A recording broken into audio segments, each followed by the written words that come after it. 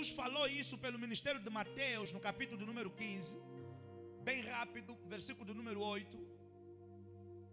Mateus capítulo do número 15, versículo do número 8. Vamos lá, bem rápido, no nome de Jesus. E depois vamos pular para o versículo do número 18. Mateus 15, 8 diz assim: este povo, aqui Jesus respondendo a uma crítica que tinha sido endereçada a ele por meio dos fariseus e dos doutores da lei ali, quando chegou o momento deles comerem, amém? Diz assim o versículo 8, Jesus respondendo: este povo honra-me com os seus lábios, mas o seu coração está longe de mim. As decisões, as ações, as atitudes, as coisas que eles fazem não estão ligadas a mim, mas por via do lábio, por via das palavras, por via da boca, eles querem demonstrar que eles me honram. Eles querem trazer um discurso que vai aparentar que eles são pessoas que me amam, quando na verdade, se nós formos na fonte da vida deles, eles estão total, plena, completamente o quê? Desligados e desconectados de mim. No versículo do número 18, Mateus 15, 18, no versículo número 18, Jesus vai dizer assim: o que sai da boca procede da onde? Do coração. E isso é o que contamina o homem. Eu avancei para poder cortar o contexto que eu trago para vocês. Qual era a discussão ali? A discussão era que Jesus ia comer e não lavou a mão. Eles disseram: como é que você não lavou a mão, como os anciões fizeram e tal, e tal, e tal. Esse discurso, aos olhos de alguns, ia parecer que esses doutores da lei, esses fariseus, ia parecer que eles faziam o quê? Que eles amavam a Deus, que eles estavam a fazer coisas que Jesus não estava a fazer, ou a falar coisas que Jesus não estava a fazer. Mas Jesus estava a dizer: o grande problema vosso é que vocês até falam bonito, mas se nós sondarmos a fonte do vosso coração, nós vamos ver que o vosso amor a Deus não é genuíno.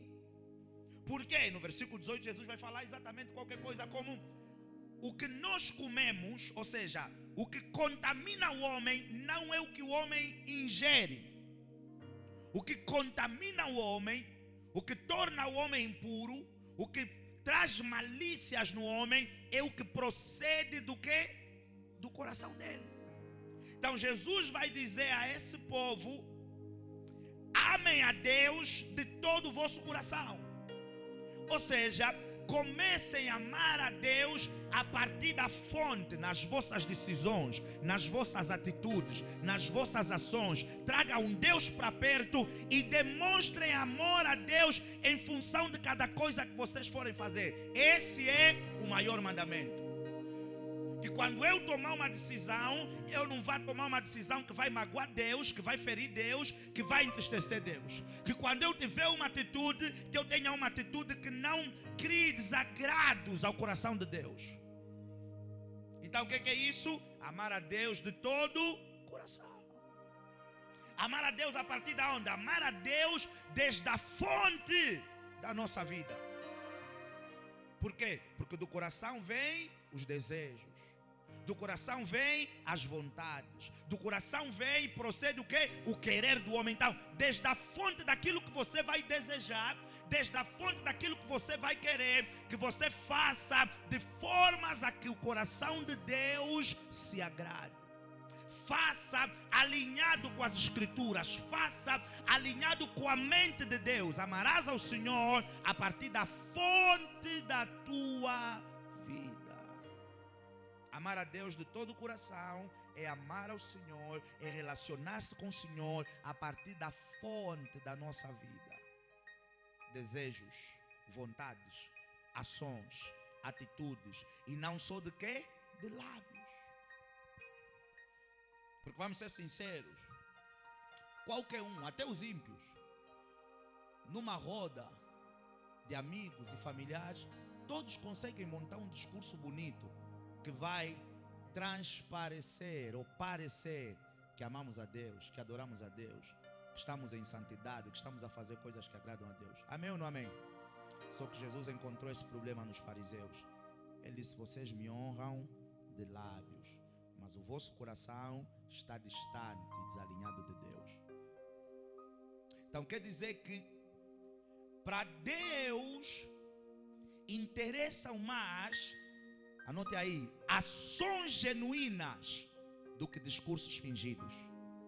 Eu falei uma coisa strong. Para Deus interessam mais ações verdadeiras do que discursos fingidos. Eu vou falar novamente. Para Deus interessam mais ações genuínas do que discursos revestidos de hipocrisia. Vocês estão preocupados pelo fato de eu estar a comer sem lavar as mãos, quando no vosso coração o que vocês produzem, ações e atitudes, na fonte da vossa vida, nós só encontramos podridão. Então amem ao Senhor de todo o vosso coração. Qual foi a segunda linha de amor que Jesus nos ensinou? Amarás o Senhor de todo o coração. E a segunda linha: amarás o Senhor de toda a tua alma. Salmos capítulo de número 146, versículo do número 1. A depender da versão que vocês forem ler, o salmista escreveu qualquer coisa como: a minha alma louva ao Senhor. Em outras versões diz: a minha alma bendiz ao Senhor. A minha alma expressa adoração a Deus. Quer dizer que a nossa alma, ela pode comunicar ou interagir com quem? Com Deus. Quer dizer, por mais que a gente não preste atenção para esse elemento, que existe algum elemento de comunicação da nossa alma com o nosso Deus. Porque o salmista não vai dizer o meu coração ou a minha boca. Ele vai dizer: a minha alma louva, adora, celebra, bendiz ao Senhor. Então Jesus vai dizer: amem a Deus de todo o coração, mas amem-no também a partir do quê? Da vossa alma. Mateus capítulo do número 11, versículo do número 28 a 29, é uma passagem que vocês conhecem. Jesus vai dizer qualquer coisa como: vinde a mim, vós que estáis cansados e subcarregados, e eu vos aliviarei. Esse alívio que Jesus nos fala em Mateus capítulo do número 11 não é um alívio conectado à tua conta bancária. É um alívio conectado à tua alma. Esse alívio que Jesus nos fala é um alívio, porque veja, o que acontece normalmente quando você está a levar uma carga pesada? E acontece às vezes quando eu estou com a minha esposa e nós estamos a levar 2 sacos ou mais, e às vezes ela me dá o mais pesado. Ela fala: está muito pesado. E quando ela pega o mais leve, às vezes ela até suspira: ei, você está bem leve, só a diferença. O que aconteceu quando ela me deu o saco pesado? Houve um alívio na energia dela, na carga dela e consequentemente no emocional dela. Porque veja, existem pessoas, você sabia que grande parte das vezes que nós desistimos de lutas, da jornada e da caminhada, não é por conta do cansaço físico, mas é por conta da força do teu emocional? É por conta da inteligência, do nível de inteligência emocional strong que cada um possui? Nós fizemos aquela caminhada até o Benfica e parecia que o nosso corpo não aguentava, mas nós chegamos lá e começamos a falar: ei, não estamos cansados, né? Parece que não aconteceu nada. Mas a dada altura, várias vezes na jornada, nós tivemos desejo de desistir da caminhada. Então, o que faz muita gente desistir é a carga, não a física, mas o fardo emocional que algumas lutas trazem sobre eles. Algumas lutas é o fardo emocional que eles sentem em função de algumas batalhas que enfrentam na jornada. Então Jesus está a dizer: troca o teu fardo com o meu, troca a tua carga com a minha, troca o teu peso com o meu. Esse alívio que Jesus está a falar é um alívio da alma. É por isso que alguns de nós podem testificar isso. Você continua a lutar com a mesma doença, mas ela já não traz o mesmo impacto negativo que trazia alguns anos atrás. Você continua a lutar com as mesmas dificuldades familiares, mas ela já não tem o mesmo impacto negativo que tinha alguns anos atrás, quando você não estava strong com Jesus. Então, qual é o alívio que Jesus te trouxe se a doença ainda está ali? Qual é o alívio que Jesus te trouxe se o desemprego ainda está ali? Qual é o alívio que Jesus te trouxe se o solteirismo ainda está ali? Mas você percebe que a forma como a situação te afeta hoje não é tão pesada ou tão negativa como a forma que te afetava antes. Porque Jesus não te trouxe um alívio na circunstância, te trouxe um alívio na emoção. Porque o nosso emocional, a nossa alma, ela também comunica. Ela também o quê? Ela também comunica. Então, quando Jesus diz: amarás o Senhor de toda a tua alma, o que ele está a falar? Emoções e sentimentos. Está a falar que as minhas emoções, as tuas emoções, os meus sentimentos e os teus sentimentos prestem adoração, amor, honra a Deus. Está falando de quê? Emoções e sentimentos saudáveis. Veja, Jesus está falando de uma perspectiva em que os sentimentos negativos não afetam e não destroem a tua vida. A tua alma louvar o Senhor, a tua alma adorar o Senhor. Até porque a própria Bíblia ela nos fala que nós somos, se quisermos colocar dessa forma, nós somos elementos tripartidos: espírito, corpo e alma. E nessa divisão tripartida do homem, a Bíblia fala que o corpo vai voltar para onde? Para o pó. O espírito vai voltar para Deus que o formou. E a batalha de Deus, eu já falei aqui nessa igreja, com Satanás é sobre o quê? Sobre a nossa alma. Então, Jesus quer que a tua alma não preste culto ao diabo, mas que a tua alma preste culto a Deus. Que a tua alma seja saudável, que as tuas emoções sejam saudáveis, que o teu emocional seja blindado, que a tua alma não seja um campo em que o inimigo minou e que o inimigo desfruta dele.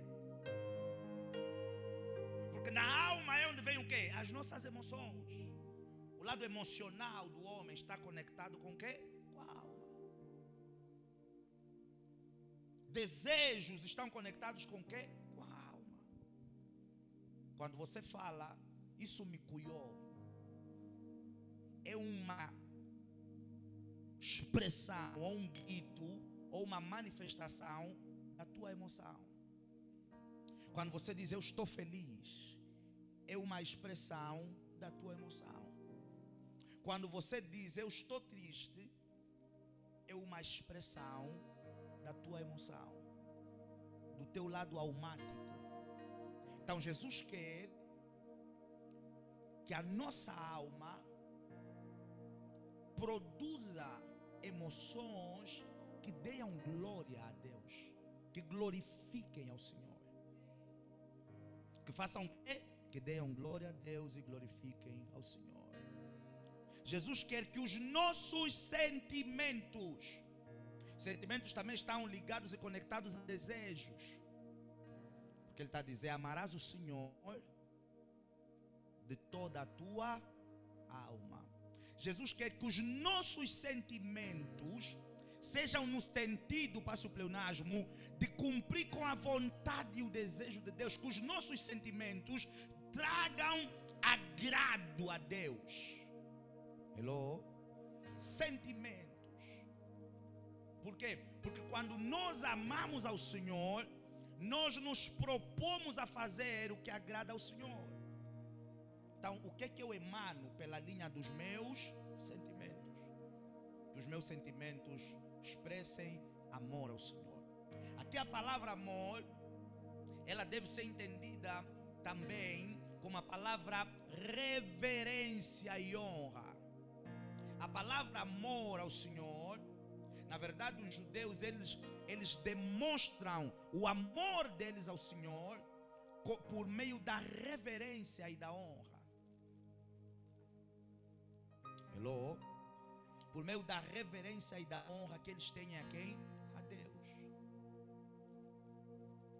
Eu amo a minha esposa e eu demonstro respeito pela minha esposa. Por que eu demonstro respeito pela minha esposa? Porque eu amo a minha esposa. Porque eu faço o quê? Porque eu amo a minha esposa.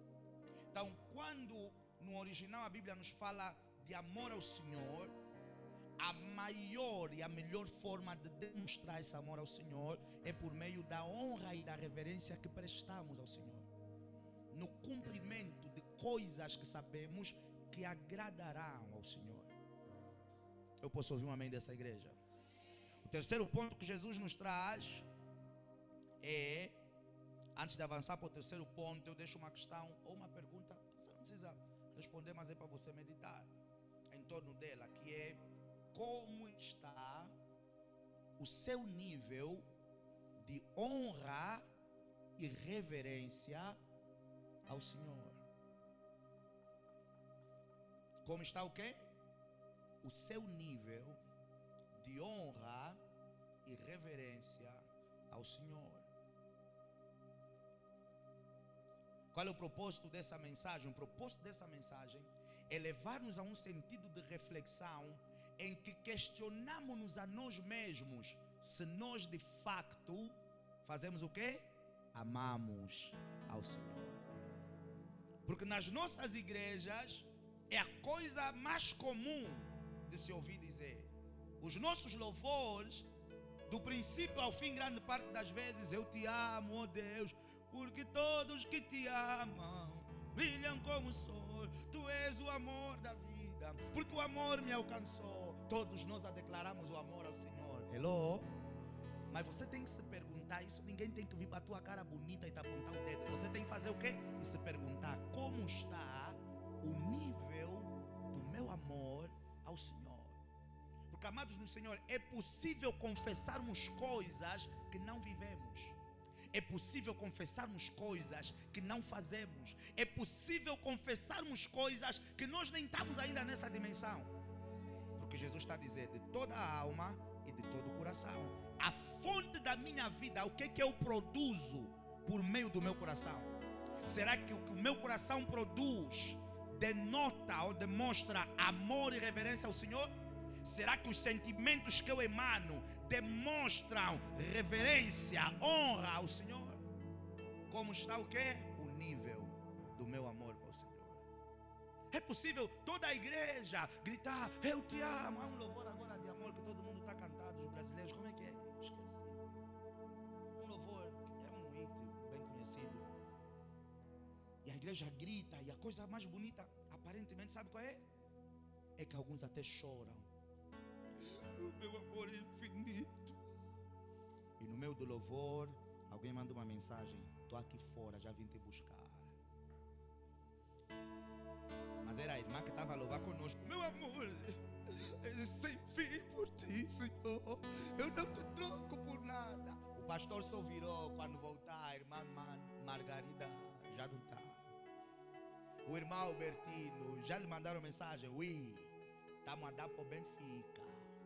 E ele estava naquela parte do amor ao Senhor. O telefone vibrou. Quando falarem amém, ele tira o telefone: ui, estamos aqui fora, estamos a dar para o Benfica. Nossa, pastor, também essa mensagem também não está me agradando muito. Domingo eu vou me encontrar com ele. Mas era o nosso irmão que estava: eu te amo, Deus, eu te amo. Raio, baba, sair do nosso irmão, ele se prostrar. O propósito dessa mensagem é te levar a refletir. Porque Jesus disse que nós temos que amar Deus da nossa alma, do nosso coração. A fonte da vida, os desejos que eu produzo, os sentimentos que eu tenho. O terceiro ponto que Jesus vai falar é: amarás o Senhor, primeiro ponto, de todo o teu coração. Segundo ponto, amarás o Senhor de toda a tua alma. O terceiro ponto que Jesus vai falar é: amarás o Senhor de todo entendimento ou pensamento.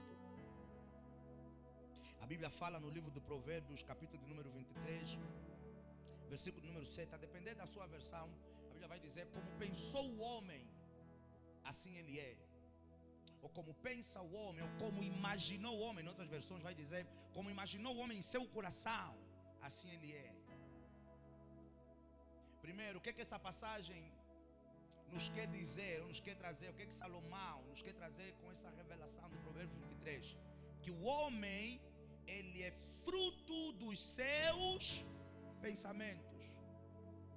O homem, ele é fruto das suas análises e avaliações. A roupa que você vestiu hoje, você não vestiu por acaso. Alguém diga amém.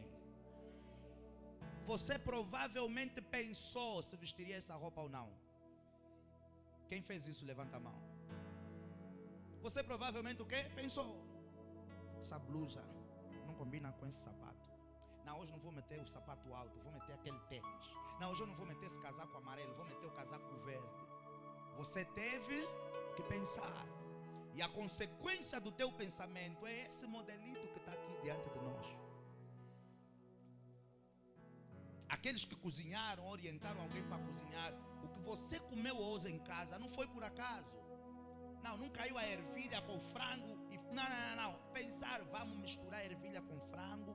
Não, vamos tentar fazer uma coisa diferente. Então, o que Salomão quer nos trazer, a revelação simples desse versículo é: o homem é consequência dos seus pensamentos. Ou seja, os pensamentos do homem moldam ou determinam a sua realidade. Como você pensa, você será. 99,9% do ato de fornicação e do ato de adultério que são cometidos pelos homens, eles não são feitos ao acaso. Houve uma estratégia, tanto do homem que chachou como da mulher que chachou, porque as mulheres também chacham. Assim mesmo. Houve uma estratégia. Desculpe-me o uso da expressão. Alguém pensou: como é que eu vou lhe entrar? Como é que é eu? E como é que é assado? Então, quando alguém me fala: pastor, eu nem sei como aconteceu isso. Se eu assustei, já estava no Sequele. Você vive na ilha, assustaste, estavas no Sequele. Não, você sabe como aconteceu. Você sabe como aconteceu. Do Sequele para a ilha.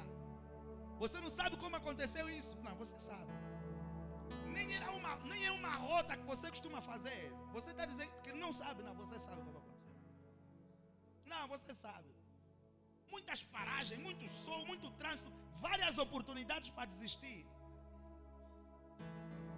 Eu nem sei, quando dei por mim, eu já estava na casa dela. E ela já estava abraçada ao meu peito. Você não sabe como aconteceu? Você sabe como aconteceu. Você o quê? Você sabe como aconteceu. E as mulheres que estão no meu evangélico, eu quero falar uma coisa.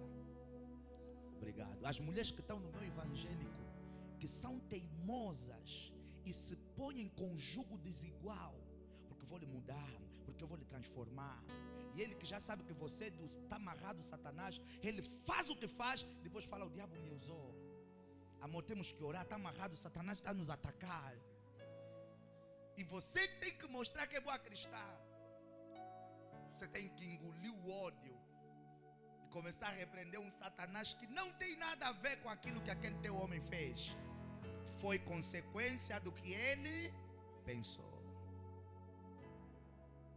Não, amor, eu também não estou entendendo. Eu só sei, eu estava dormindo, um desejo estranho veio. Nem sei como é que aquele número apareceu. De repente começamos a falar, ela já estava na minha casa. Satanás está amarrado, amor. Você que é da igreja, começa a orar por mim. Você também. Você não, no nome de Jesus. Mas a bobinha é verdade. Ainda umas pensam: não vou falar no meu pastor. Ainda bem que eu espero não ser esse pastor. Eu espero não ser esse pastor com o qual você vai falar sobre esse tema. Ora, Satanás está me destruindo. Não, Satanás não está te destruindo. Você pensou. materializou, maquinou. O desejo, veja, o que o pensamento está interligado? O pensamento está interligado com a fonte do desejo. Porque quando você pensa muito a respeito de algo, você começa a desejar aquilo. O pensamento gerou um desejo. E o pensamento te impulsionou à consumação. O gatuno que rouba, nós costumamos ver alguns vídeos das lojas e tal. O cara está ali no balcão e daqui a nada meteu a mão e tal e tal e tal. Ele pensou, como é que eu vou abrir isso? Como é que eu vou fazer aquilo? Porque ele também poderia ter pensado, não vou cometer esse ato. Por mais que o desejo fosse strong, ele podia combater o desejo com o pensamento. Eu não posso fazer isso. Então Salomão está a dizer para nós, em livro do Provérbios 23, que os nossos pensamentos fazem o quê? Determinam, influenciam na realidade das nossas atitudes, da realidade das nossas ações. Que os nossos pensamentos vão influenciar nas decisões que vamos tomar ao longo da jornada. Porque ele disse, como pensou o homem, como imaginou o homem, assim ele é. Quer dizer que o homem é, de acordo com a interpretação bíblica, fruto dos seus pensamentos. E o que é que Jesus está a dizer? Porque qual é o propósito do amor a Deus? O propósito do amor a Deus, anote aí, é produzir ações que não vão desagradar a Deus. Então Jesus sabe que as principais fontes que produzem ações de desagrado a Deus é o nosso coração, é a nossa alma e são os nossos pensamentos. Então o que é que Jesus queria garantir com isso? Que vivêssemos uma vida em que desagradássemos a Deus o mínimo possível. Então o que é que ele vai dizer? Você vai ter que começar a agradar a Deus pela tua alma, pelo teu coração, pelo teu pensamento. Porque se essas três áreas da tua vida estiverem consagradas ao Senhor, nós vamos viver uma jornada em que vamos errar, pecar, falhar e transgredir o quê? O mínimo possível.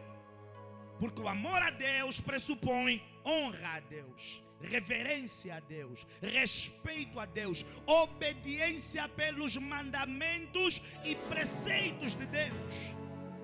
Então quando Jesus nos leva para essas três linhas, Ele não está levando-nos ao acaso, porque Ele sabe que é ali aonde vêm os erros do Elcio. Então o Elcio precisa dedicar isso ao Senhor, a alma dele, o coração dele e os pensamentos dele. Porque o homem é o que ele pensa.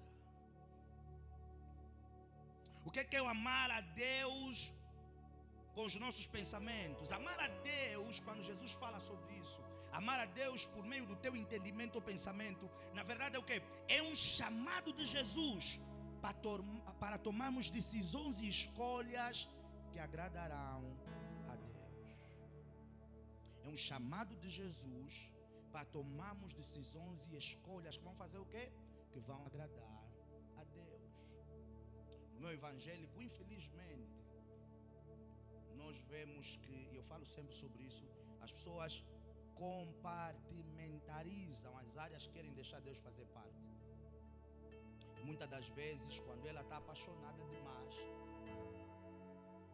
emoções, alma, ela não convida Deus naquele negócio para dizer, Senhor, me ajuda, não me deixa errar, não me deixa falhar, me ajuda a interpretar e a ler os sinais para perceber se esse é realmente o homem da minha vida. Isso serve também para os homens. Me ajuda a perceber e a interpretar se essa é realmente o quê? A mulher da minha vida. Porque Paulo nos ensinou que o nosso corpo, ele é o quê? Oh, falem alto, vocês conhecem. O templo do Espírito Santo. Então não é mais expectável que eu e você, eu já casei no nome de Jesus, graças a Deus. Digam amém alto, por favor. Isso, não é mais expectável que você fique a andar de mão em mão. Pastor está a falar isso. Estou a falar isso porque eu sei que quando você namora, amém, te passam a mão. Então não é isso que Deus quer mais de nós. 2019 um te passou, 2020 outro te passou. Cuidado, porque abacate que apertam muito Eu não falei nada.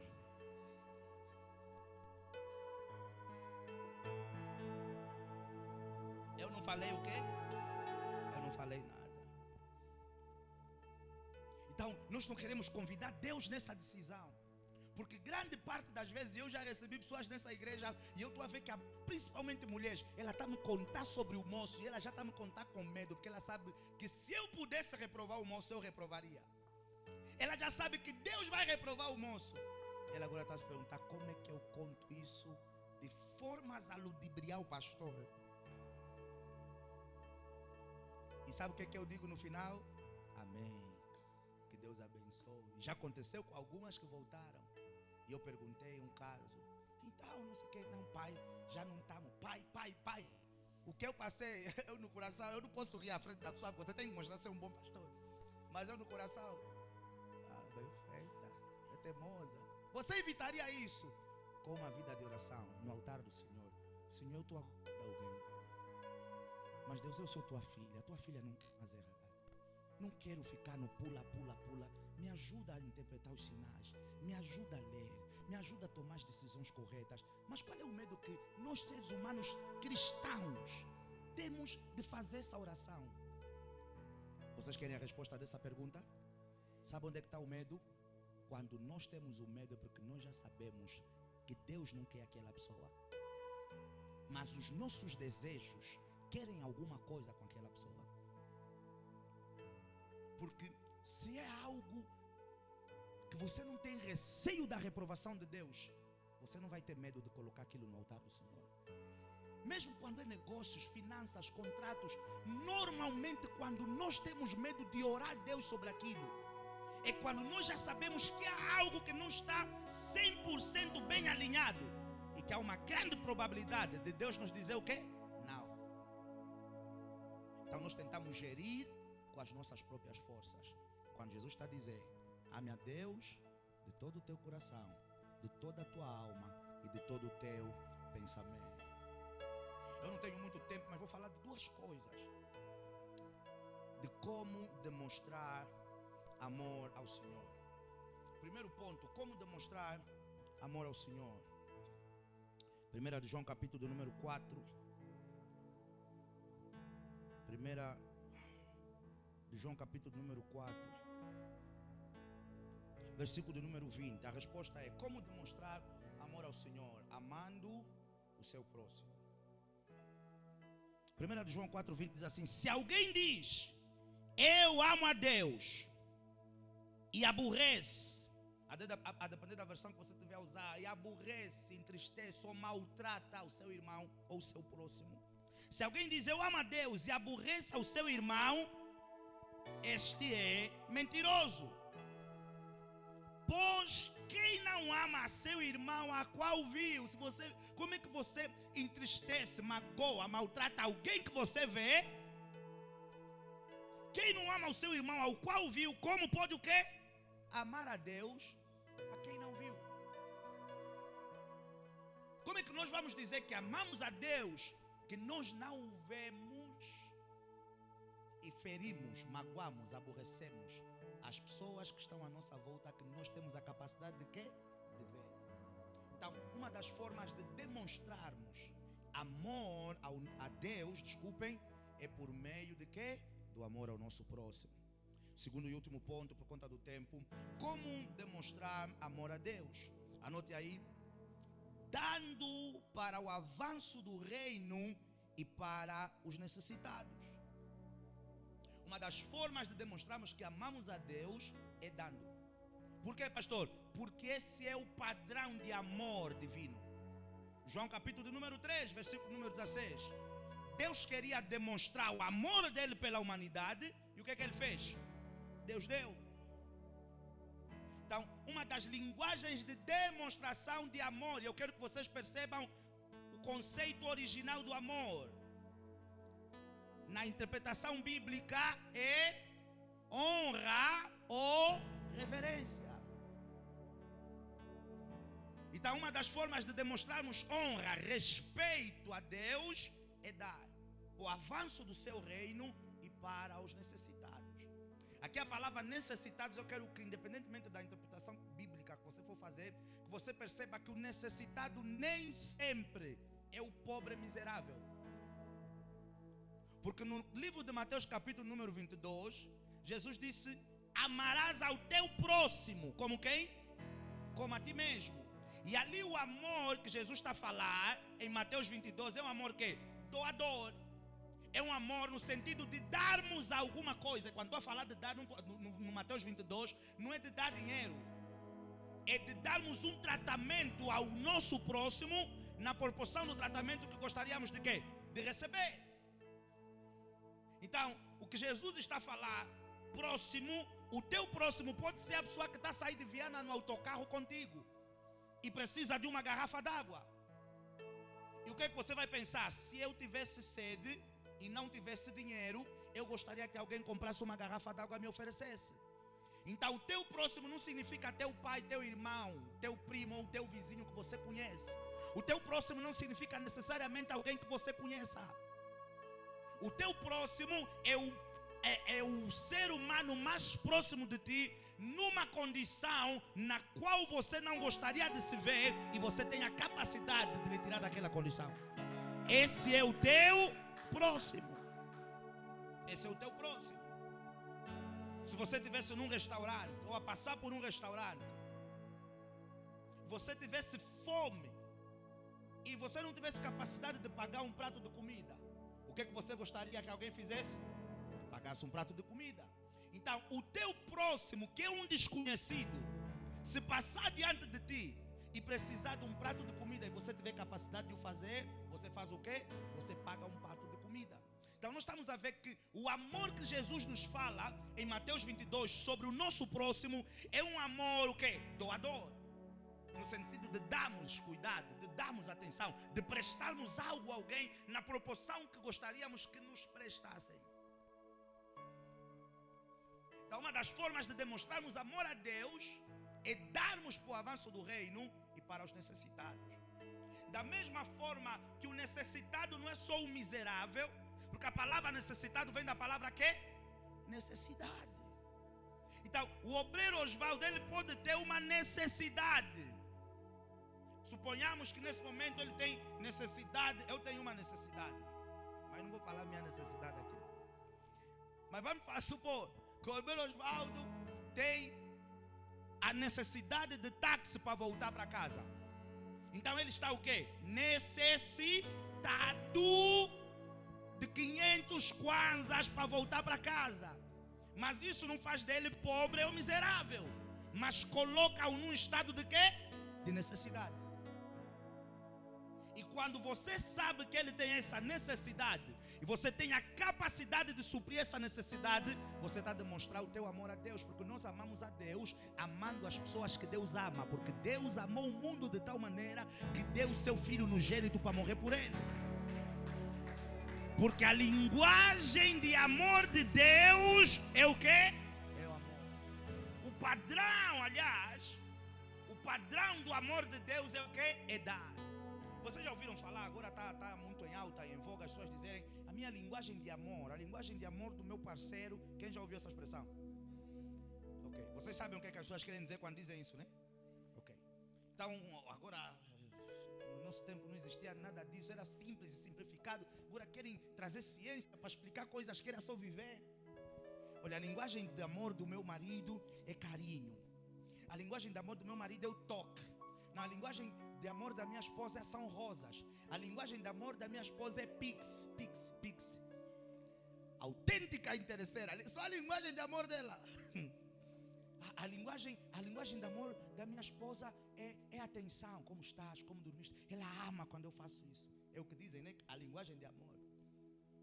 Tem umas que são piores. A linguagem de amor da minha mulher é soco na costela. Porque você conhece pessoas que... Não se riam. Porque vocês conhecem pessoas que quando apanham do namorado, eles dizem: não, ele me bateu porque ele... Ouça, se você conhece uma moça assim, liga para a polícia interna e essa moça, porque ela está com índices grandes de psicopatia. Ou eu estou a falar alguma heresia nesse altar?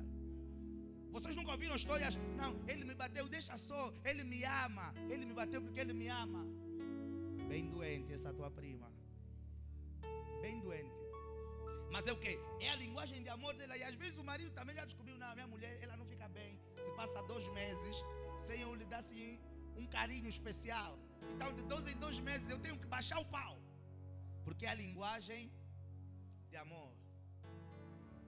Não, a linguagem de amor do meu marido é confeccionar bem.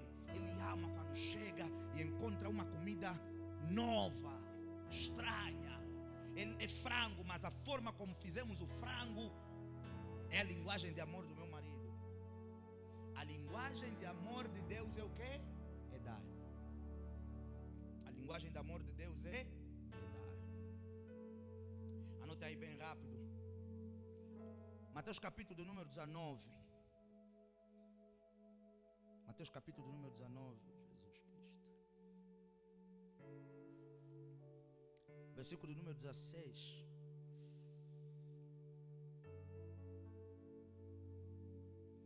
Um certo jovem chegou a Jesus e disse assim: e eis que aproximando-se dele um mancebo disse: bom mestre, que bem farei para conseguir a vida eterna? E ele disse: porque me chamas bom? Não há bom senão um só, que é Deus. Se queres porém entrar na vida, guarda os mandamentos. Disse-lhe ele: quais? Jesus disse: não matarás, não cometerás adultério, não furtarás, não dirás falso testemunho, honra teu pai e tua mãe, amarás o teu próximo como a ti mesmo. Disse-lhe o mancebo: tudo isso tenho guardado desde a minha mocidade. O que me falta ainda? Disse-lhe Jesus: se queres ser perfeito, vai e quê? E vende tudo o que tens e dá aos pobres, e terás um tesouro no céu, e vem e segue-me. E o que a Bíblia fala no versículo 22?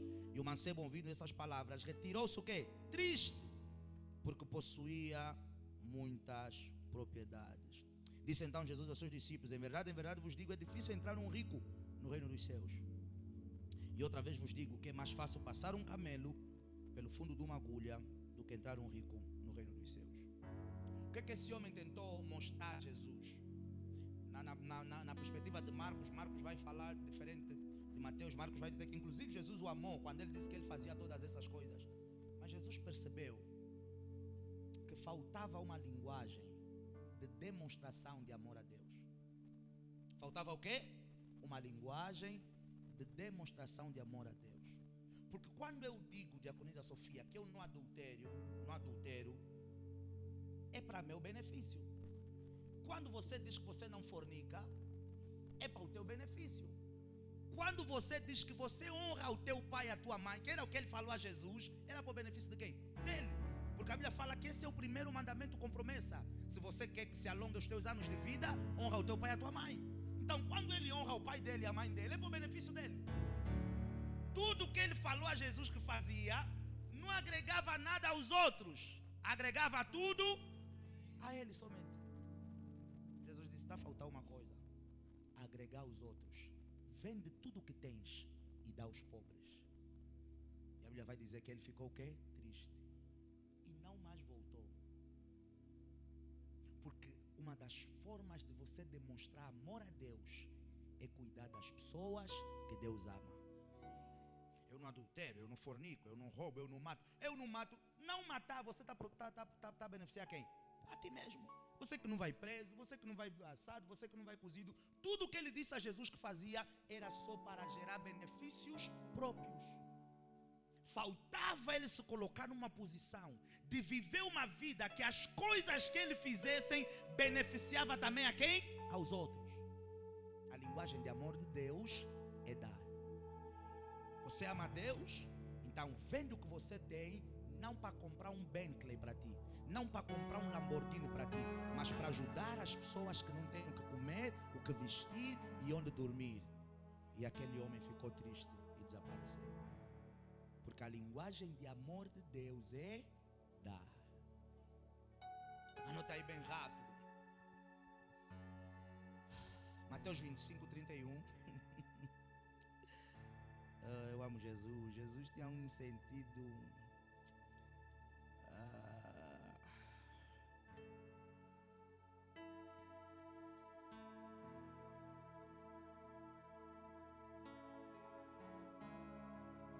Diz assim: e quando o Filho do Homem vier, Mateus 25, 31, quando o Filho do Homem vier a sua glória e todos os santos anjos com ele, então se assentará no trono da sua glória, e todas as nações serão reunidas diante dele, e apartará um dos outros Como o pastor o quê?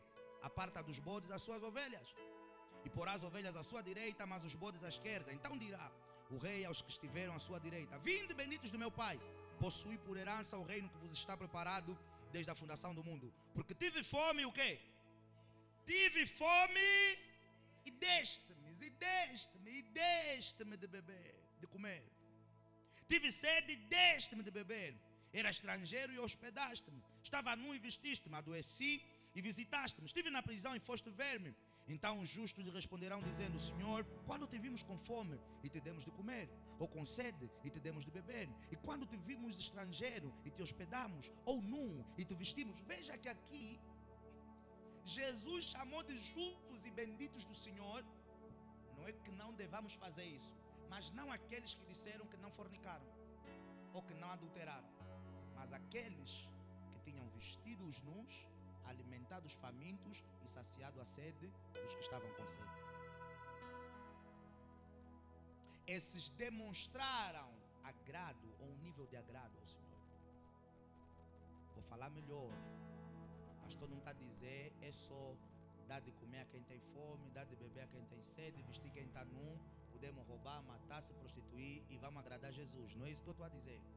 Eu só estou a dizer que nessa categoria, os que Jesus estava a comunicar, que o rei era Jesus, que Jesus estava a chamar para si, que produziram um agrado ao coração deles, não eram aqueles que se arrogavam santinhos. Porque você sabe que nas nossas igrejas, aqui na XZ não, no nome de Jesus, mas você sabe que em muitas igrejas tem aqueles que são os santarrões. Não, eu não peco, eu nunca peco, eu nem sei se pecado é o quê. Vamos ter muitas surpresas no céu. Oh, nós vamos ter muitas surpresas no céu. Oh, a Mônica não passou. Como? Vamos ter o quê? E se o que tiver passado for um irmão da católica, vai falar: não, ainda deve estar no purgatório. Hello? Porque tive fome e deste-me de comer, tive sede e deste-me de beber, era estrangeiro e hospedaste-me, estava nu e vestiste-me, adoeci e visitaste-me, estive na prisão e foste ver-me. Então, os justos, quem eram os justos? Não eram aqueles que disseram: nós não pecamos. Eram aqueles que davam aos outros, em demonstração de quê? De amor. Então os justos lhe responderam dizendo: Senhor, quando te vimos com fome e te demos de comer, ou com sede e te demos de beber? E quando te vimos estrangeiro e te hospedamos, ou nu e te vestimos? E quando te vimos enfermo ou na prisão e fomos ver-te? E respondendo o rei lhes dirá: em verdade vos digo que quando fizestes a um destes, meus pequeninos irmãos, a mim o fizeste. Então dirá também aos que estiveram à sua esquerda: apartai-vos de mim, malditos, para o fogo eterno, preparado para o dia e seus anjos. Porque tive fome e não me deste de comer, tive sede e não me deste de beber, sendo estrangeiro não me recolheste, estando nu não me vestiste, e enfermo e na prisão e não me visitaste. Então eles também lhe responderão dizendo: Senhor, quando te vimos com fome e com sede, estrangeiro ou nu, enfermo ou na prisão, e não te servimos? Então lhes responderá dizendo: em verdade vos digo que quando a um destes pequeninos o não fizeste, não o fizeste a mim. E irão estes aonde? Para o tormento eterno, mas os justos para a vida eterna. O que é isso? Demonstração de amor. Cuidar daqueles que Deus ama. Terceiro e último versículo para o nosso encerramento está em Lucas capítulo número 7, bem rápido. E aqui eu fecho. Lucas capítulo número 7.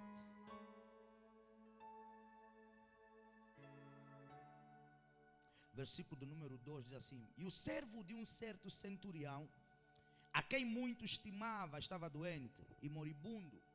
E quando ouviu falar de Jesus, enviou-lhe o quê? Uns anciãos dos judeus, rogando-lhe que viesse curar o seu servo. E chegando eles junto de Jesus, fizeram o quê? Rogaram-lhe muito, dizendo: este é digno que lhe concedas isso. Não era fornicador? Não. Porque não se prostituía? Não.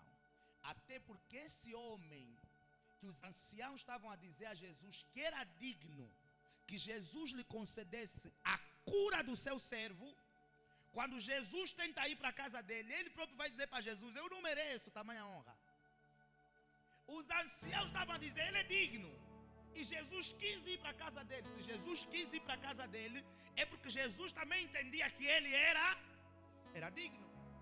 Porque a mulher sirofenícia, Jesus expulsou, repreendeu. Mas esse Jesus não repreendeu. Jesus quis ir para a casa dele. Ele próprio é que disse: não, eu não sou digno. Quer dizer que no entendimento de Jesus, ele era digno.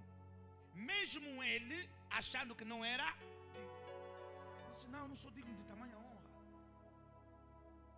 E os anciãos disseram que ele era digno por uma única e simples razão. Porque ele próprio nos construiu uma sinagoga. Não, os anciãos não disseram: esse é digno porque desde que casou com a mulher dele, nunca discutiram. Não, esse é digno porque desde que casou com a mulher dele, nunca piscou nenhuma catorzinha. Não foi isso que os anciãos disseram. Esse é digno porque contribuiu para o avanço do reino. Nos deu um lugar para nos congregarmos e prestarmos o nosso culto a quem? Ao Senhor. Não, esse não é digno. Esse é digno porque nunca bebeu, porque nunca fumou, porque não. Esse é digno porque na juventude nunca fornicou. Disse: esse é digno porque ele sozinho se comprometeu em fazer uma sinagoga, em trazer qualidade para o reino, em trazer um lugar para pregarmos a palavra, em trazer um lugar para prestarmos culto ao Senhor, em trazer um lugar para lermos a lei, em trazer um lugar para meditarmos na palavra, em trazer um lugar para meditarmos aquilo que os profetas falaram a respeito do Messias, a respeito de Deus. Esse é digno porque se comprometeu com o avanço do reino. Quando ele vai dizer a Jesus que não era digno, ele vai expressar sua fé, porque eu sou um homem com autoridade. E Jesus vai dizer: eu nunca vi uma fé como a sua. E naquele instante, o seu servo que estava doente em casa fez o quê? Sarou. Então, como é que nós demonstramos amor a Deus? Cuidando do próximo, dos necessitados, e dando para quê? Para o avanço do reino. Porque os doutores, os anciãos e o próprio Jesus concordaram, pela ação de Jesus, que a ação daquele homem o tornava um homem digno. O tornava um homem digno. Eles disseram, inclusive, qualquer coisa como: ele ama a nossa cidade, ou ele ama a nossa nação. E quem ama a nação, quer ter a nação o quê? Aos pés de Deus. Ele era um militar com o coração voltado para Deus. Então, para contribuir para a salvação de pessoas, para o avanço do reino, ele se comprometeu em fazer algo para as pessoas poderem ir aos sábados, como era o costume dos judeus, ouvir a pregação ou a leitura da lei e se conectarem com Deus. Uma forma de demonstração ao amor à sua nação e ao amor ao seu Deus. Porque por ele amar a nação, ele queria fazer o quê? Conectar a nação a Deus. E se ele queria conectar a nação a Deus, era porque ele amava a Deus. Porque ninguém quer te levar para um lugar que ele não gosta. Como demonstrar amor a Deus? Dando para o avanço do reino. O que é que nós damos, pastor? Você dá o teu tempo. Você dá o teu talento. Você dá as tuas ideias. Não é só o teu dízimo e oferta. Eu vou falar sobre isso. Não tem como não falar. Isso aqui você não está a pagar com aleluia. Você dá teu dízimo, você dá a tua oferta, mas você dá muito mais do que o teu dízimo e a tua oferta. Porque os apóstolos, para sustentar e conservar o evangelho, eles deram inclusive a vida deles. Morreram, tornaram-se mártires, foram apedrejados, crucificados de cabeça para baixo, cortados ao meio, queimados em fogueiras. Alguns experimentaram naufrágios, tudo para fazer o quê? Para fazer o reino avançar. Então, quando você quer o avanço do reino, você dá.